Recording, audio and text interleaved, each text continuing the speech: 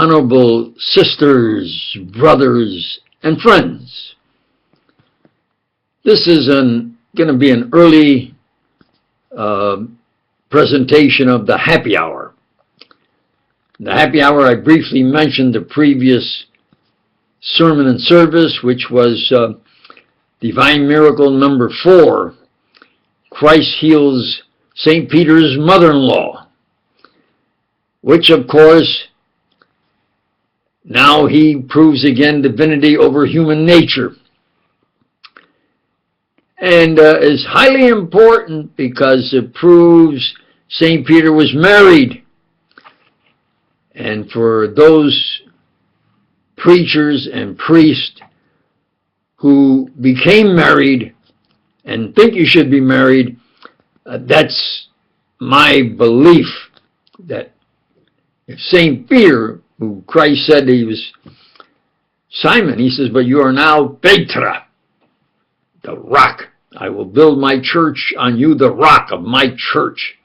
And there is in Rome the St. Peter's Basilica, the tremendous cathedral of St. Peter, the center of the church of Christ's church. Now, if St. Peter was married and he was the first bishop and pope, then it is my opinion and even belief that you should be married unless you can prove you can be celibate. Now,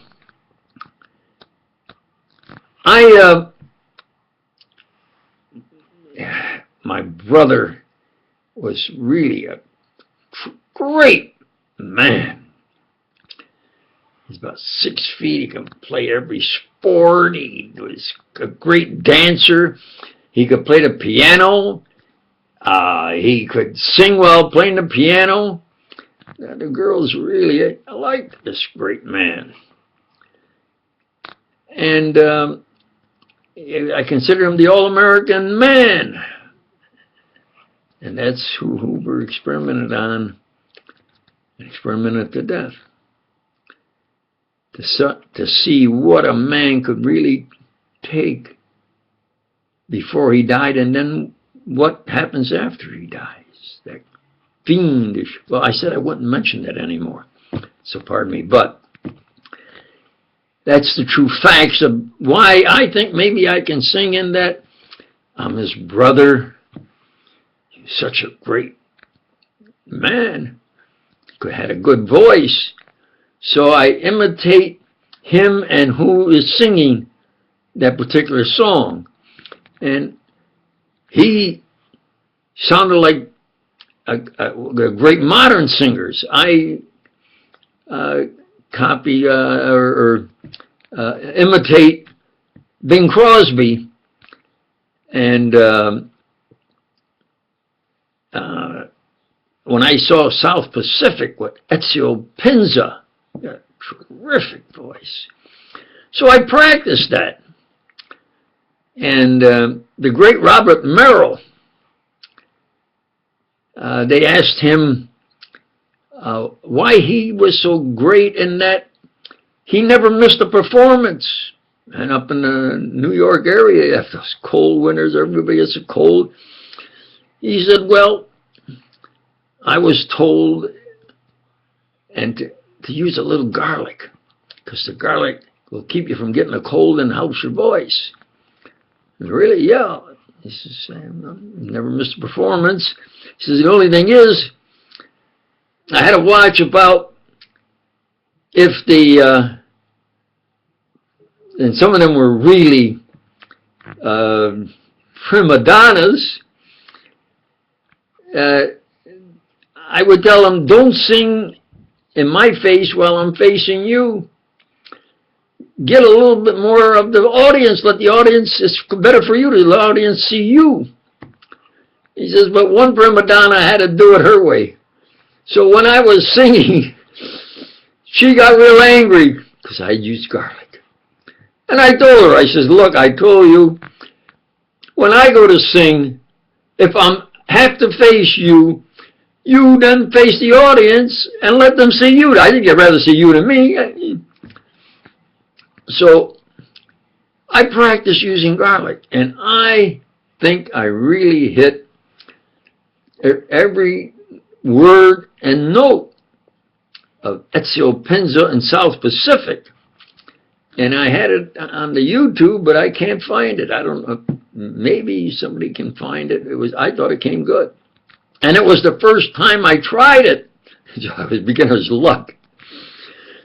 Now I haven't used garlic in practice singing, especially Some Enchanted Evening, style of Ezio Pinza. But I'm going to give it a try, because I mentioned that there's only 24 hours in a day, and like now, I have to get to where I exercise. My base golf, where I hit a golf ball like a baseball, and try to hit it over the wall like a home run. And then that forces me to hike and find it out in the field, up on a hill that's rugged going up the hill, or even in a little bit of a ravine. Yeah, rough. And that's what I've been doing for years.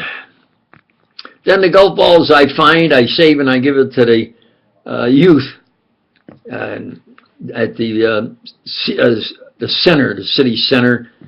And some of them are trophy golf balls, crystal, various colors, or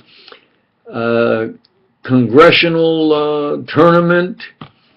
One of them was the Notre Dame and the great Ben Hogan. I must have found them over 1,000 in the years. And the last one I found is for me a good one. Well, I liked Gary Player, because he was about my height and built. And but the man who played golf all the way, I think you should enjoy it.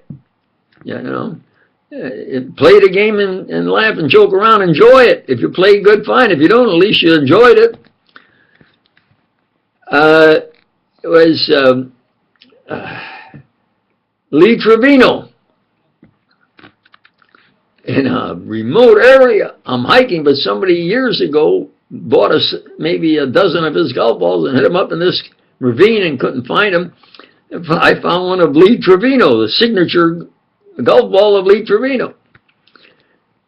So now getting to where I took and wrote the lyrics, copied the lyrics here, and there's a couple of typographical errors, and that's what I was saying. I mentioned, I don't try, if I'm going to prepare something as a lecture, then I'll make sure it's prepared, complete, etc. But if I'm doing, if I'm just going to pronunciation and enunciation is not of importance. It's the validity of what I'm presenting. So I said there are usually 4 lines in poetry, and then there's a space and then 4 more lines, and then a space and 4 more lines, space, 4 more lines. You have it presents in a poetic fashion the actual poem, and that the words at the end of each line will rhyme, either the line below it usually, or the third line with the second line, and the fourth line rhyming with the second line. And like trees, well, then I researched, and trees is the most popular poem, and it's been set to music. Now, I also mentioned I'll use a word, and I think it's correct. I'm not going to look it up, but I was sure that they allow in literature what they call literary license. And in this professional presentation of the lyrics, well, there's a couple of typographical errors, but I will say the words and then try to croon the tune in the style of Ezio Pinza in South Pacific. Some enchanted evening, you may see a stranger. There's a comma after evening, but no punctuation after stranger. The next line begins with a capital for you may see a stranger across a crowded room. Again, there's no punctuation. It looks like the writer wants the singer to sing it where it's understood. It's the next line, and he sings it in a way that has continuity, melodious continuity of what he is presenting. The third line, and somehow you know even then, that somewhere you'll see her again and again. Some enchanted evening. Well, there's a typographical error. Some enchanted evening, I thought it was, and then it is correct, evening. Someone may be laughing, you may hear her laughing across a crowded room, and night after night, as strange as it seems, the sound of her laughter will sing in your dreams. Who can explain it? Who can tell you why? Fools give you reasons, wise men never try. Some enchanted evening, when you find your true love, you will feel her pull you across a crowded room, then fly to her side and make her your own. All through your life you may dream all alone. He is saying that you fly to her side, make her your own. If not, then you'll have to dream about her alone. Once you have found her, never let her go. Once you have found her, never let her go. Now, they say, especially in a play, at the end of a line, you give it a little bit of emphasis. Then at the end of maybe 4 lines of paragraph, you sort of a punchline. And certainly at the end of a play, of dramatic presentation or song, you have the punchline. I'm going to give it a try.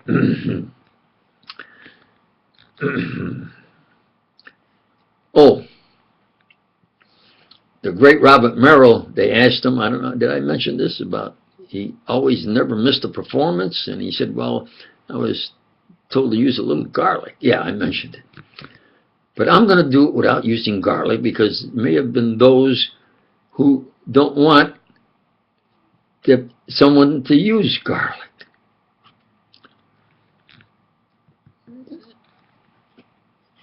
Some enchanted evening, you may see a stranger, you may see a stranger across a crowded room.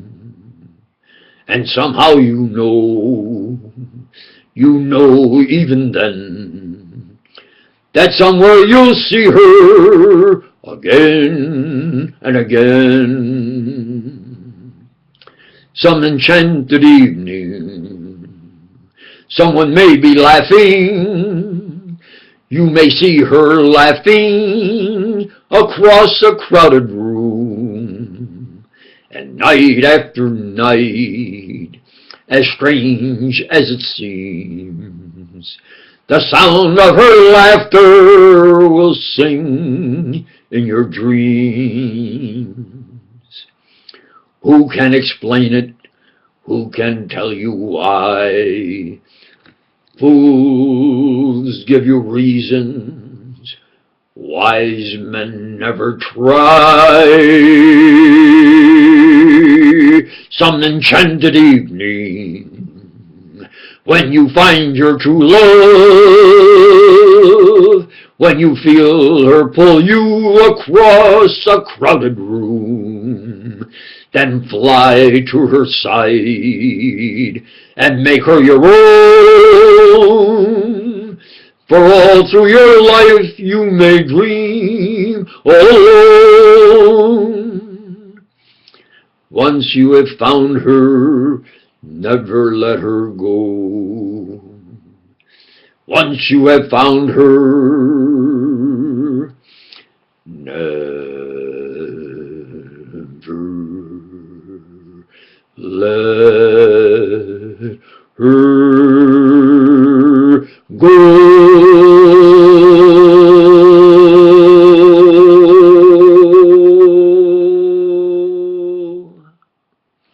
He does it in such a way that he hits that note a little higher and it's fading away. Is terrific. I'm going to play it back. This is the second time.